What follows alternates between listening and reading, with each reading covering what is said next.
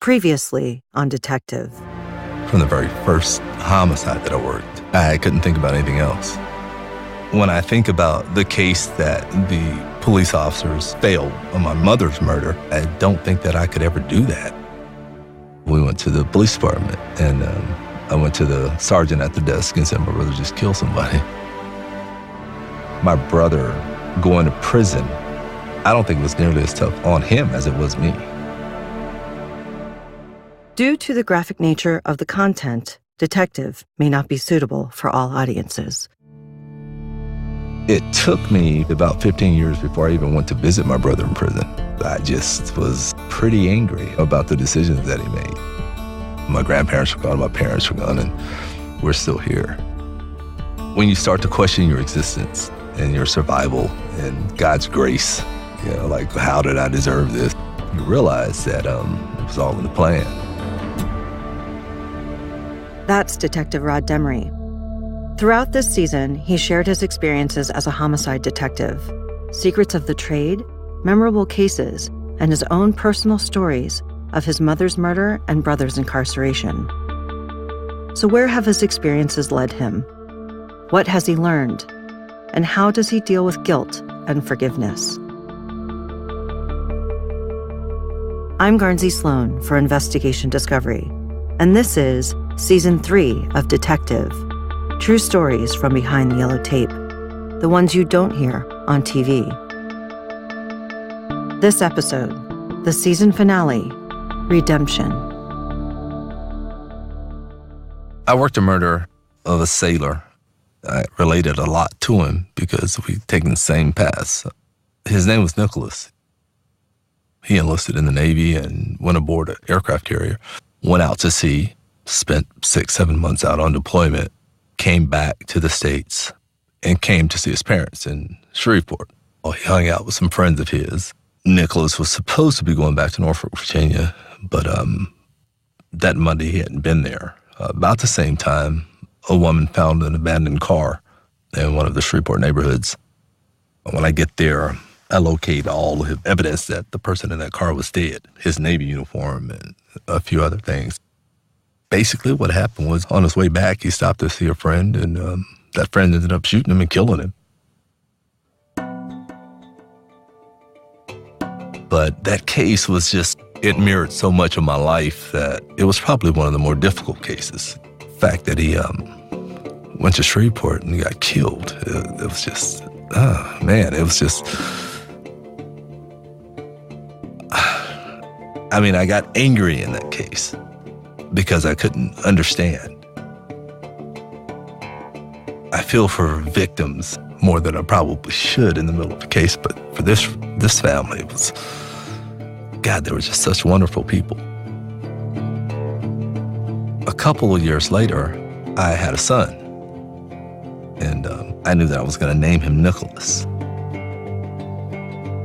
The night before Nicholas was born, I had a murder that I was working of an infant. The dad was mad at the girlfriend and killed the baby while she was out. The next day, Nick's mom was going into labor, and she and I were at the hospital, and I got a call from the coroner's office saying that they were getting ready to do the autopsy on the infant. I told her that I'll be back before you have Nick. I promise I'll be back. And I went to the autopsy. And there I am watching this whole thing happen. After that, I went back to the hospital and Nicholas was being born. I made it to his delivery and I cut his umbilical cord. After that, I went to the jail where I had the suspect on the infant murder and interviewed him. I got a good confession, a good story, good evidence, and closed the case. But I went home that night thinking, wow, it was pretty overwhelming. But it was kind of an insightful day. I realized at that point that God had a plan for everything. He had a way of showing me or giving me the ability to appreciate life.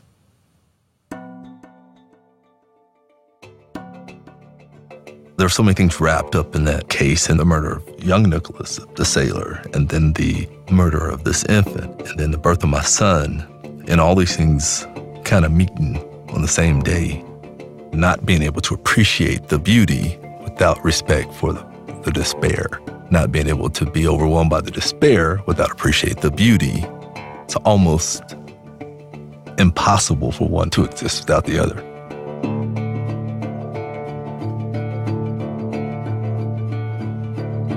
Before that day, how did you view the world?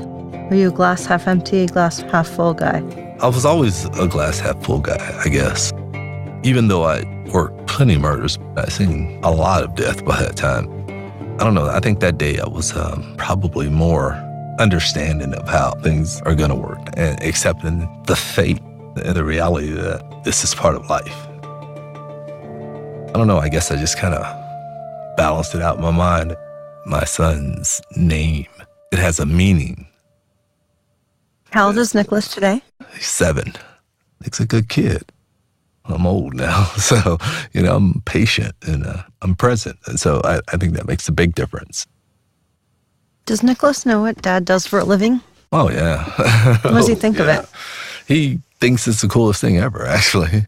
He's fascinated by it. I hope he doesn't want to become a police officer, but he does, and I guess we have to accept it. Having a child, especially one who idolizes you, can certainly bring some perspective to your life. In kind of a strange way, my children were the replacements for all the other things. For all intents and purposes, I lost my brother, my grandmother, and it's all of a sudden I have this family. When you start to question your existence and your survival and God's grace, like, how did I deserve this? You realize that it was all in the plan.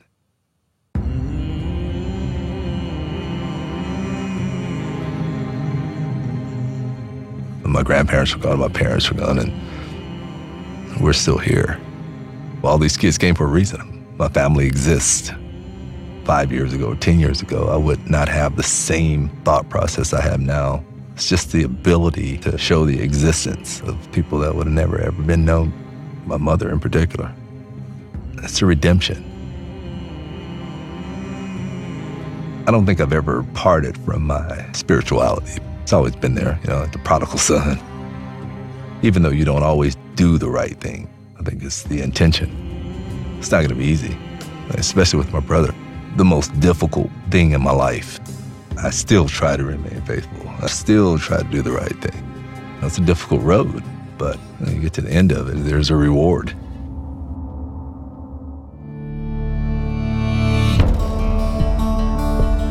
What happens when Rod comes face to face with his brother for the first time since he was in prison for murder? That's next.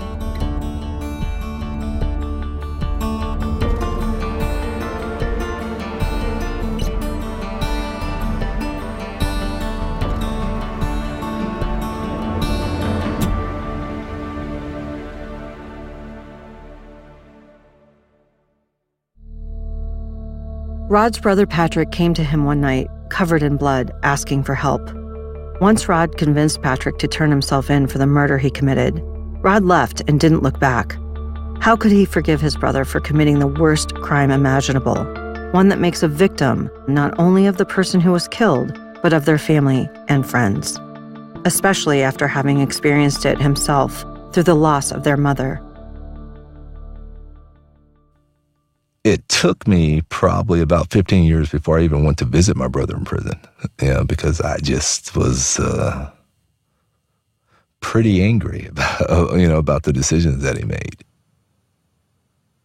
I don't even know how to begin to make amends for something like that, but you need to try, one way or the other. Experiencing that kind of loss, experiencing the loss of you, part of your soul, part of your identity is torturous. While my brother was in prison, my grandparents died, my great-grandmother died, it left me in a position where it was already difficult enough to deal with those challenges and, that type of loss. But I think my anger came because my brother wasn't there. Not necessarily just to support me, but to assist in it. Or to share in the emotion of it all. Especially my great-grandmother, my grandparents were really up in age at that point, so there was not a lot they could do. My grandmother, she had a stroke, so she was immobile. And my grandfather had had a couple of heart attacks and prostate cancer and all these other things. So when my great-grandmother died, it was me going and making all these funeral arrangements and doing all that stuff. I think it really kind of pissed me off that my brother wasn't there. It's a challenge when the one person who's supposed to be left in the trenches with you can't be there due to his own actions. I've never looked at my brother's situation as him being a victim, because I think the choices that he made or the decisions that he made them. And it's just something he's going to have to deal with. I look at his situation as more of a point of abandonment and anger. It took me a while to get over that. 15 years, actually. Did you forgive after 15 years, or you just came to terms with it? Yeah, I'd realized at that point that I'd have forgiven everybody in my life except him.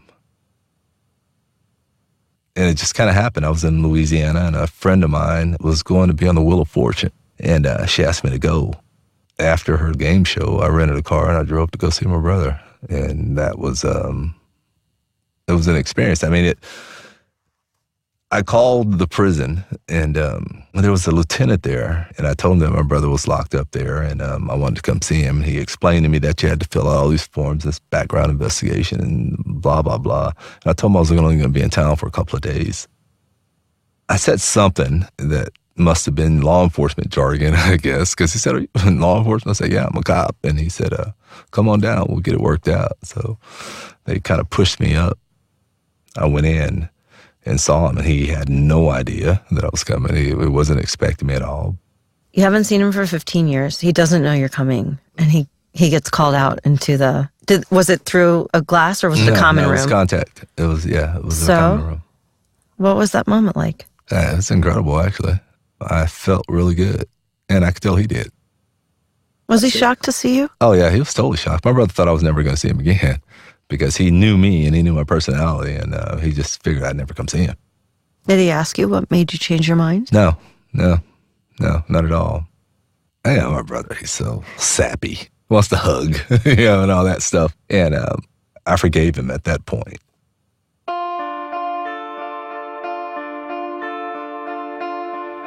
We sat down and we talked about nothing. We talked about hey, you remember whoever, and stuff like that. So it was a great conversation.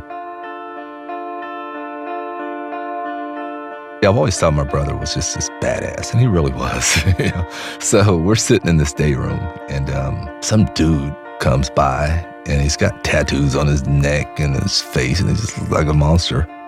And he crossed between the two of us, and he looked at my brother and he said, "Excuse me." I said, "Damn, he's still a badass," So we ate pizza and whatever else they had in the vending machine. We took some pictures, and I left. We communicate. I talked to him yesterday, actually. Me and my brother, we talk a lot now, but I haven't been back. What year was that? 2007 maybe. I actually don't have any desire to go back. Why? I don't know. I think I can say that I've always loved my brother, and I always loved my brother, but some of the things he did I just didn't like. Although I can forgive my brother and communicate with him and do anything I can for him, I think the choice that he made is his choice. It's not that I don't feel for my brother, because, God, I mean, daily, I worry about my brother. I can love my brother and not accept the that he did. I think the fact that monthly I can make sure that he can call or he can have the things he needs is probably enough. Leaving my life and my family to visit a penitentiary on a monthly basis is just not something that I'm going to do, because he didn't have to do it. And I think part of my going to see him after 15 years was guilt. And where I resolved my forgiveness for my brother, I also resolved my guilt and realized that I didn't do it, he did it. And it's a choice. I do better for my brother when I take care of my niece. Or we talk, and I don't think I do any good sharing his prison experience. When is he due to get out? Real soon, actually. I think he's up for boards, maybe in a year. He's been in prison for 22 years now.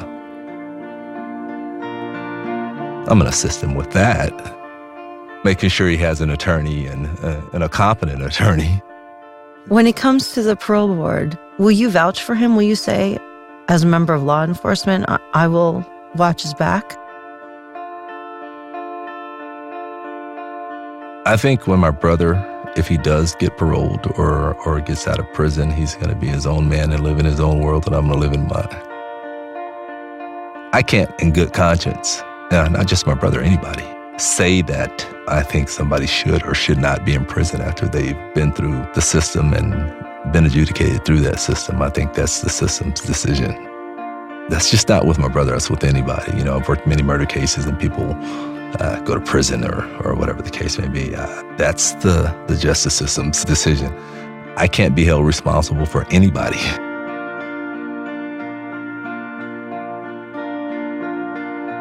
He and I had a great conversation. He called me one day and we were talking about our mother and our growing up. And he said, he was always angry with Jerry. His whole life. And he told me that he didn't realize why he killed the person. And I told him, well, I do. You've been wanting to kill Jerry all your life. That guy was Jerry in your mind at that particular point in time. It's all that rage that had been built up. And when Rod told Patrick the truth about Jerry, it seemed to help him cope too. I think Pat was he was relieved that I did the search and found out the circumstances. At the same time, I think he had already made up in his mind. My brother was very smart. And I think my brother knew the circumstances probably long before I did. And, I think my telling was just confirmation.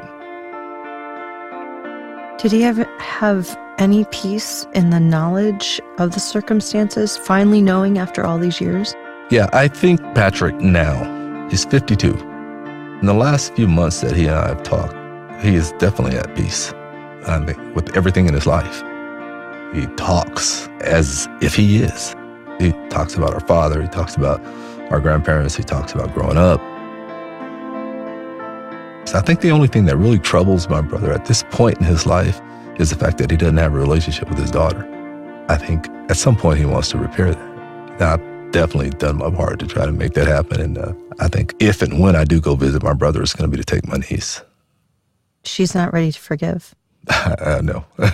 No, my niece has my personality. My brother always says that, I think she's your child because she's just like you. And when I talk to her, I laugh at some of the things she says because she sees things the way I see them. She sees the world the way I see it. I think maybe she and I have similar emotional personalities because she lost my brother when she was a kid, so she doesn't really have any memory of him. I guess because I understand. I've been there.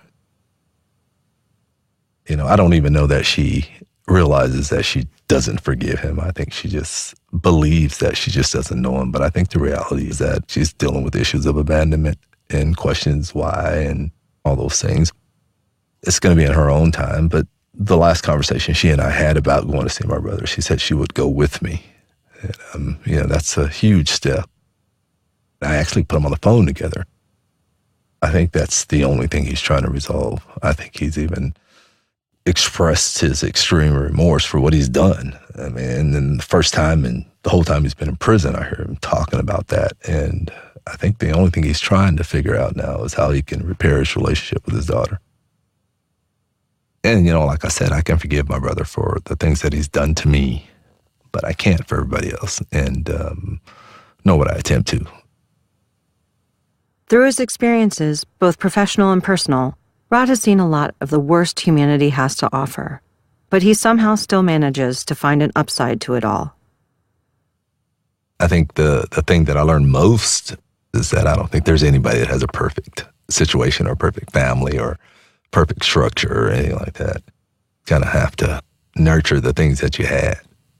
I can actually remember when I came to that epiphany. I was driving down the street, and I was listening to the radio, and it was about the time Tim McGraw came out with that, Live Like You're Dying song. And I started to feel more New Mexico than ever. Country music is kind of home. And I was listening to the lyric, and it was just kind of wow.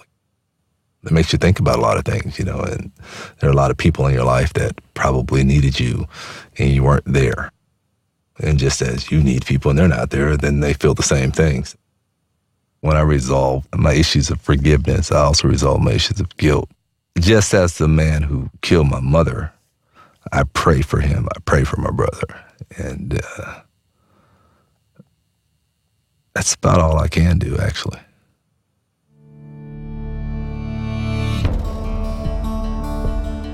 Detective is part of the Panoply Network and was made for America's leading mystery and suspense network, Investigation Discovery, by De Facto Sound, a sound design team dedicated to making television, film, and games sound insanely cool.